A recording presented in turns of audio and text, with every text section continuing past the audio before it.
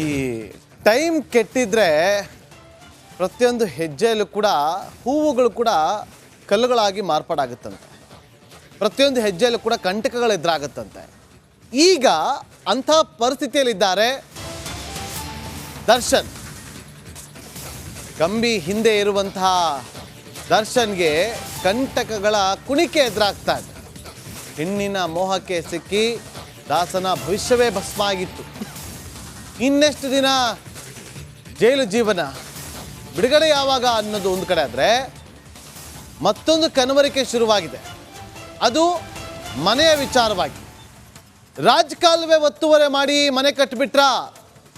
ತೂಗುದೀಪ್ ಅನ್ನೋ ಹೆಸರಲ್ಲಿ ಮನೆ ಕಟ್ಟಿರುವಂಥ ದರ್ಶನ್ ಈಗ ಒಂದು ಕಡೆ ಕೊಲೆ ಆರೋಪವನ್ನು ಎದುರಿಸ್ತಾ ಇರುವಂಥ ದರ್ಶನ್ ಅವರು ಮರ್ಯಾದೆಯನ್ನು ಕೂಡ ಕಳ್ಕೊಂಡಿದ್ದಾರೆ, ಮಾನ ಕೂಡ ಹೋಗಿದೆ. ಅದರ ಜೊತೆಗೆ ಮನೆಯೂ ಕೂಡ ಹೋಗುತ್ತಾ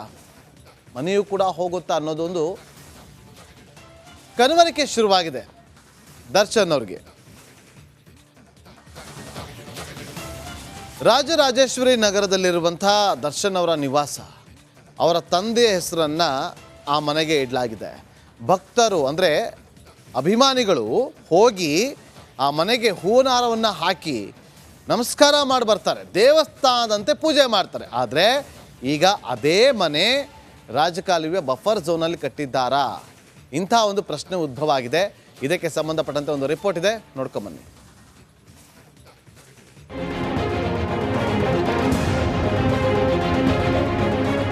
ಚಾಲೆಂಜಿಂಗ್ ಸ್ಟಾರ್ ದರ್ಶನ್ ಅಭಿಮಾನಿಗಳ ಪಾಲಿನ ಡಿ ಬಾಸ್.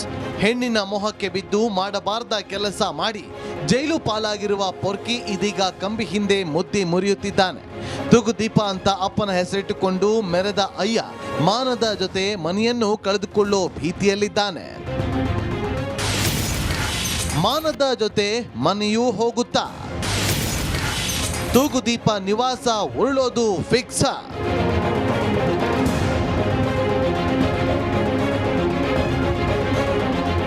ತೂಗುದೀಪ ನಿವಾಸ ರಾಜರಾಜೇಶ್ವರಿ ನಗರದ ಐಡಿಯಲ್ ಹೋಮ್ಸ್ನಲ್ಲಿರುವ ಈ ಮನೆ ದರ್ಶನ್ ಅಭಿಮಾನಿಗಳ ಪಾಲಿಗೆ ದೇವಸ್ಥಾನ. ಡಿ ಬಾಸ್ ನೋಡಬೇಕು ಅನ್ನೋ ದಾಸನ ಸೆಲೆಬ್ರಿಟಿಗಳೆಲ್ಲ ಈ ಮನೆ ಬಳಿ ಓಡೋಡಿ ಬರೋರು. ಆದರೆ ರೇಣುಕಾಸ್ವಾಮಿ ಕೊಲೆ ಕೇಸ್ನಲ್ಲಿ ಡೆವಿಲ್ ಗ್ಯಾಂಗ್ ಜೈಲು ಸೇರಿದ ಮೇಲೆ ತೂಗುದೀಪ ನಿವಾಸದಲ್ಲಿ ಸ್ಮಶಾನ ಮೌನ ಆವರಿಸಿದೆ.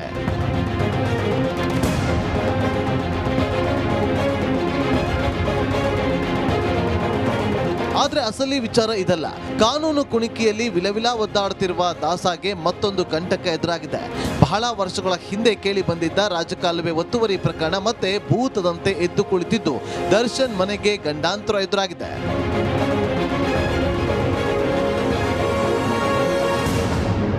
ಹೌದು, ದರ್ಶನ್ ಮನೆ ಕಟ್ಟಲು ರಾಜಕಾಲುವೆ ಒತ್ತುವರಿ ವಿಚಾರ ಜಿಲ್ಲಾಧಿಕಾರಿಗಳ ಅಂಗಳದಲ್ಲಿದೆ.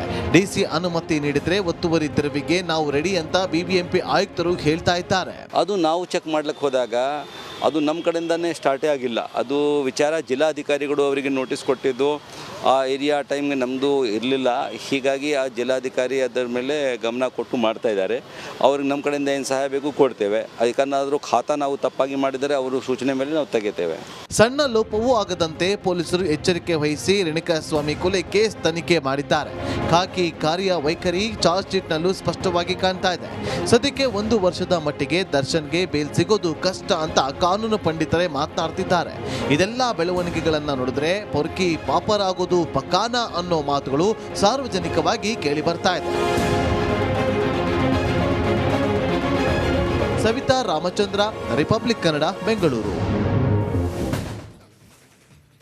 ಮತ್ತಷ್ಟು ಮಾಹಿತಿಯನ್ನು ಕೊಡೋದಕ್ಕೆ ನಮ್ಮ ರಿಪೋರ್ಟರ್ ಸವಿತಾ RR ನಗರದಲ್ಲಿರುವಂಥ ದರ್ಶನ್ ಅವರ ನಿವಾಸದ ಮುಂಭಾಗದಿಂದಲೇ ಈಗ ನೇರ ಸಂಪರ್ಕದಲ್ಲಿ ಜಾಯ್ನ್ ಆಗಿದ್ದಾರೆ. ಸವಿತಾ, ಈಗ ಮನೆಯನ್ನು ಕೂಡ ಕಳ್ಕೊಳ್ತಾರ? ಯಾಕೆ ಪ್ರಶ್ನೆ ಉದ್ಭವ ಆಗ್ತಾ ಇದೆ ಅಂತಂದರೆ, ಇವತ್ತಿನ ಬೆಳಗ್ಗೆ BBMP ಕಮಿಷನರ್ ತುಷಾರ್ ಗಿರಿನಾಥ್ ಅವರ ಹೇಳಿಕೆ ಏನಾಗ್ಬೋದು ಸವಿತಾ?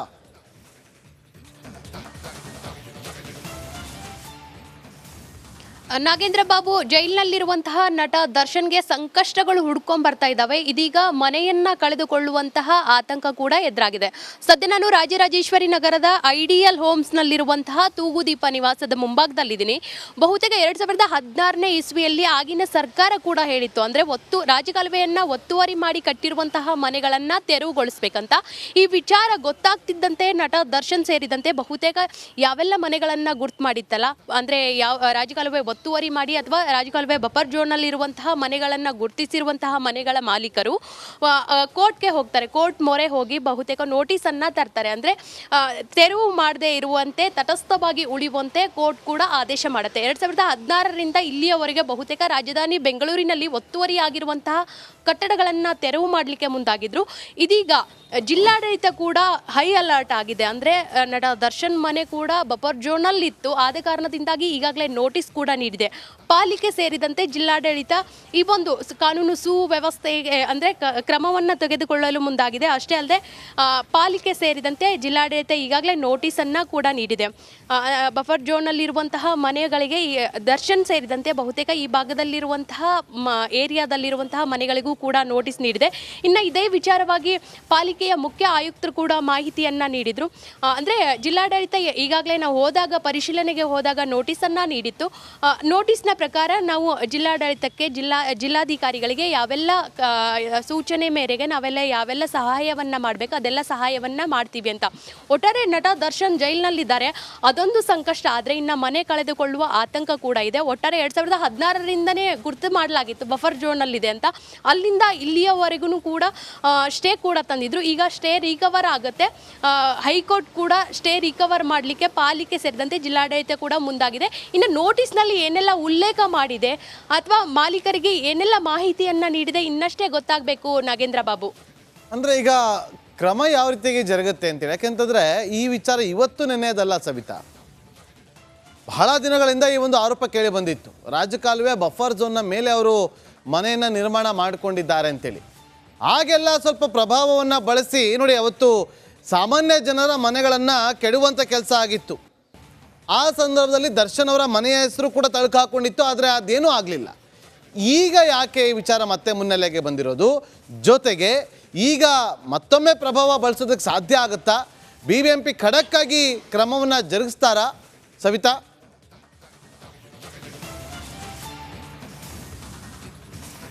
ನಾಗೇಂದ್ರ ಬಾಬು, ಬೆಂಗಳೂರಿನಲ್ಲಿ ರಾಜಕಾಲುವೆ ಒತ್ತುವರಿ ಆಯಿತು. ಬಫರ್ ಝೋನ್ನಲ್ಲಿ ನಿರ್ಮಾಣ ಮಾಡಿರುವಂತಹ ಮನೆಗಳ ತೆರವಿಗೆ ಕಳೆದ ವರ್ಷ ಡಿಸೆಂಬರ್ನಲ್ಲಿ ಮುಲಾಜಿಲ್ದೆ ಪಾಲಿಕೆ ಡೆಮಾಲಿಷನ್ ಕೂಡ ಮಾಡಿತ್ತು. ಅವಾಗಲೂ ಕೂಡ ಸಾರ್ವಜನಿಕರ ಕೆಂಗಣ್ಣಿಗೆ ಗುರಿಯಾಗಿತ್ತು. ಅಂದರೆ ಶ್ರೀಸಾಮಾನ್ಯರು ಅಥವಾ ಕೆಳವರ್ಗದವ್ರದ್ದು ಮನೆ ಮಾತ್ರ ನೀವು ಡೆಮಾಲಿಷನ್ಗೆ ಮುಂದಾಗ್ತೀರಾ, ಅಥವಾ ಪ್ರಭಾವಿಗಳು ಏನಾದರೂ ನೋಟಿಸು ಸ್ಟೇ ಅಂತ ಹೋದರೆ ಆ ಮನೆಗಳಿಗೆ ಸುತ್ತಮುತ್ತ ಸುಳಿಯೋದಿಲ್ಲ, JCBಗಳು ಬಡವರ ಮನೆಯನ್ನ ಮಾತ್ರ ಟಾರ್ಗೆಟ್ ಮಾಡ್ತಾವಂತ ಟೀಕೆ ಟಿಪ್ಪಣಿಗೆ ಗುರಿಯಾಗಿದ್ವು.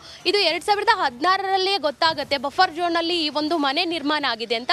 ಇದಾದ ಬಳಿಕ ನಟ ದರ್ಶನ್ ಕೂಡ ಸೇರಿದಂತೆ ಈ ಭಾಗದ ಪ್ರಭಾವಿಗಳು ಕೂಡ ಹೈಕೋರ್ಟ್ ಮೆಟ್ಲೇ ಇರ್ತಾರೆ, ಸ್ಟೇ ಕೂಡ ತರ್ತಾರೆ. ಅಂದ್ರೆ ಮನೆ ಡೆಮಾಲಿಷನ್ ಮಾಡದೇ ಇರೋ ರೀತಿ ಸ್ಟೇ ತರ್ತಾರೆ. 2016ರಿಂದ 2024ರವರೆಗೂ ಇಲ್ಲಿಯವರೆಗೂ ಆ ಒಂದು ಸ್ಟೇ ಹಂಗೆ ಇರುತ್ತೆ. ಆದ ಕಾರಣದಿಂದಾಗಿ ಇತ್ತ ಪಾಲಿಕೆ ಆಯಿತು ಜಿಲ್ಲಾಡಳಿತಕ್ಕೆ ಈ ತೆರವು ಕಾರ್ಯಕ್ಕೆ ಮುಂದಾಗಲಿಕ್ಕೆ ಸಾಧ್ಯ ಆಗ್ತಿರ್ಲಿಲ್ಲ.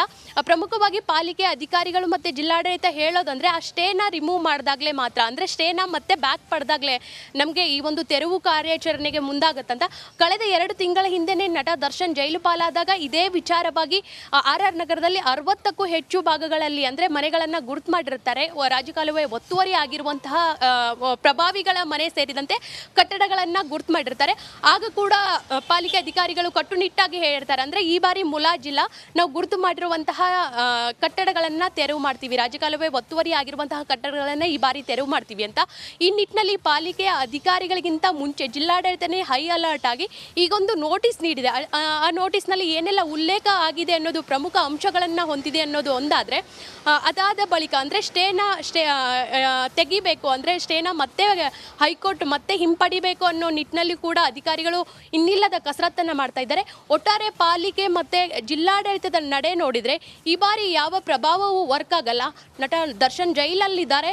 ಇನ್ನು ಮನೆ ಕಳೆದುಕೊಳ್ಳುವ ಆತಂಕ ಕೂಡ ನಟ ದರ್ಶನ್ ಕುಟುಂಬಕ್ಕೂ ಎದುರಾಗುವ ಸಾಧ್ಯತೆ ಇದೆ, ದಟ್ಟವಾಗಿ ಕಾಡ್ತಾ ಇದೆ ನಾಗೇಂದ್ರ ಬಾಬು. ಓಕೆ.